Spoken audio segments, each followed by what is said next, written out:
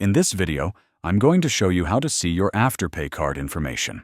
Whether you want to check your virtual card number, expiration date, or CVV, I'll walk you through the simple steps. First, open the Afterpay app on your smartphone and log in.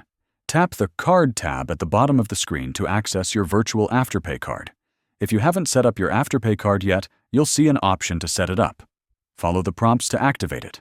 Once your card is active, tap on the card image. You'll be asked to verify your identity using Face ID, fingerprint, or your passcode. After verification, your full card number, expiration date, and CVV will be visible. You can use this info to shop online or add the card to your Apple Wallet or Google Wallet.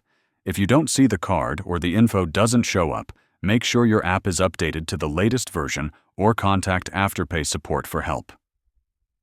That's how you see your Afterpay card info easily. If this video helped, please like and subscribe for more simple guides. Thanks for watching.